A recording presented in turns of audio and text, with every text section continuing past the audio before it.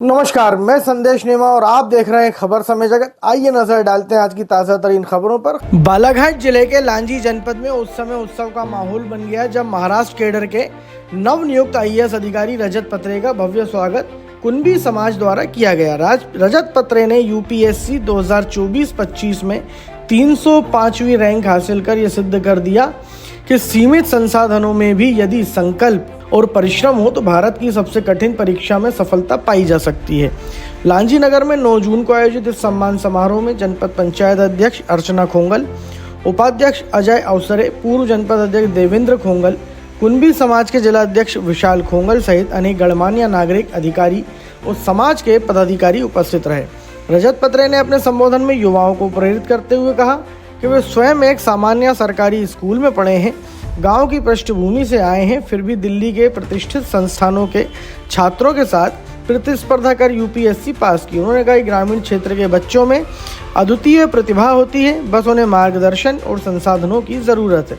उन्होंने ये संकल्प लिया कि वे जहाँ भी कार्यरत रहें समाज के सभी वर्गों के लिए समान रूप से कार्य करेंगे और विशेषकर पिछड़े क्षेत्रों के युवाओं को आगे लाने के लिए संसाधनों की उपलब्धता सुनिश्चित करने का प्रयास करेंगे। नमस्कार। आज हम आपसे बताने वाले हैं होनहार छात्र से जो अपने जीवन काल के बारे में बताएंगे। बिल्कुल निश्चित ही तरीके से बिल्कुल जो कड़ी मेहनत से अपनी यूपीएससी की परीक्षा को पास किया है और ये हमारे कुणबी समाज के लिए बहुत ही निश्चित ही एक आइडियल रहेंगे और हम बात करेंगे उनसे। हमारे साथ हैं आज रजत पत्रे जी। निश्चित उनसे बात करेंगे, उनके जीवन शैली के बारे में और कार्यशैली के बारे में बात करेंगे। क्या नाम है? जी, मैं रजत पत्रे हूँ, अमरावती जिला महाराष्ट्र से। और बालाघाट जहाँ पर बैठे हैं वो मेरा ननिहाल है, मेरे मामा जी रहते हैं यहाँ पर। तो मैंने यूपीएससी सिविल सर्विसेज एग्ज़ाम में 305वां रैंक हासिल किया है और इसके पश्चात मुझे आईएएस ये सेवा मिलने की अपेक्षा है। और इसके आगे मैं समाज सेवा में और कैसा क्या आपने पढ़ाई तो की है जी, तो इसके आगे भी कुछ रूपरेखा रहती है, इसके बारे में क्या? जी जी जी इसके बाद सबसे पहले तो हमारी ट्रेनिंग होती है।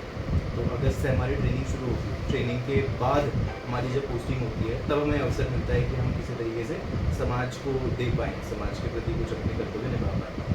उनमें जो भी हमारी ड्यूटीज़ होती हैं एज एन आईएएस वो तो हम करेंगे, लेकिन उसके अलावा भी जो भी हमें अवसर मिले लोगों के प्रति, समाज के प्रति पूरा करने का हम प्रयास करेंगे। और समाज के लिए क्या रूपरेखा तैयार किया है आपने और क्या बच्चों के आगे बढ़ेंगे उनके बारे में क्या? तो समाज के अलग अंग होते हैं, उनमें पिछड़े वर्ग भी होते हैं, उनके लिए भी करने की इच्छा है। साथ में उनकी शिक्षा के लिए, उनके स्वास्थ्य के लिए करने की इच्छा है और साथ में महिलाओं के बेहतर भविष्य के लिए करने की इच्छा है। क्योंकि मैंने जब मास्टर्स भी किया है उसमें भी मेरा स्पेशलाइजेशन फेमिनिस्ट ज्योग्राफी में रहा, तो उसमें भी काफ़ी कुछ पढ़ा है। और साथ में किसानों के लिए, जब मैं खुद एक ऐसे जगह से आता हूँ जहाँ पे किसानों का क्षेत्र है, तो किसानों के लिए करने का हमेशा प्रयास रहेगा कि उनके लिए कुछ अच्छा कर पाऊँ, उनके क्रॉप को अच्छा मुआवजा दे पाऊँ। आपके बैकग्राउंड क्या था? जी, तो मैं 10वीं तक तो अपने गांव में ही पढ़ा हूँ, दामन और अमरावती जिला। लेकिन उसके बाद मैं 11th और 12th करने के लिए पुणे गया था, फर्ग्यूसन कॉलेज। उसके बाद मैंने आगे की पढ़ाई दिल्ली यूनिवर्सिटी से की। मेरा जो ऑनर्स है वो ज्योग्राफी में है। वो उसके बाद मैंने MA ज्योग्राफी किया है दिल्ली स्कूल ऑफ इकोनॉमिक्स से। और उसके बाद मैंने 2 साल जॉब किया है दिल्ली में गेस्ट फैकल्टी और मेंटर के तौर पर विजन आईएएस।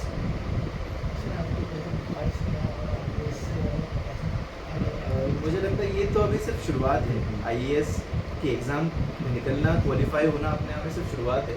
इसके बाद सिर्फ एक कलेक्टर के तौर पे पोस्टिंग नहीं होती है, आप अलग अलग विभागों में सचिव के तौर पे भी जाते हैं, अलग अलग मंत्रालयों में भी काम करते हैं, डिवीजनल कमिश्नर के तौर पे काम करते हैं और आप नीतियाँ भी बनाते हैं। तो मुझे अगर अवसर मिलेगा तो मैं चाहूँगा कि मैं कृषि विभाग में जाऊँ।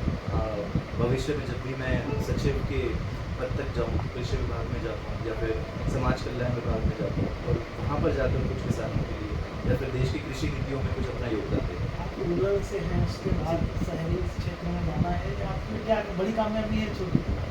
जी, थोड़ा होता है कि जब आप बड़े शहर में जाते हो तो आपको थोड़ा सा लगता है, झिझक होती है कि आप इतने बड़े चकाचौंध वाले शहर में जा रहे हो, लोग अंग्रेज़ी में बात कर रहे हैं, तो होता था। लेकिन क्योंकि अब मैं हमेशा सफ़र करते रहता था, मामा के घर भी आता रहता था, तो लैंग्वेज में मुझे कभी प्रॉब्लम नहीं हुई। मैं इंग्लिश मीडियम में पढ़ा, सरकारी स्कूल ही थी लेकिन इंग्लिश मीडियम थी, तो इंग्लिश में भी मुझे कभी कोई प्रॉब्लम हुई नहीं है। तो हमेशा कॉन्फिडेंस हुआ करता था, और मुझे लगता है यही है कि आगे जाकर अगर मुझे किसी विद्यार्थी को या फिर किसी स्टूडेंट को भी अगर कोई टिप देनी होगी तो मैं यही बोलूँगा कि कहीं भी जाए, सिर्फ इस वजह से कि मैं किसी एक रूरल एरिया से हूँ, तो आप अपने आप को कम ना आंकें, अपने आप को कॉन्फिडेंस रखें, क्योंकि चाहे वो सरकारी स्कूल से हो, चाहे वो हिंदी मीडियम से हो, इंग्लिश मीडियम से हो, टैलेंट नहीं छुपता। ऐसी और रोचक खबरों के लिए जुड़े रहिए खबर समय जगत के साथ। नमस्कार।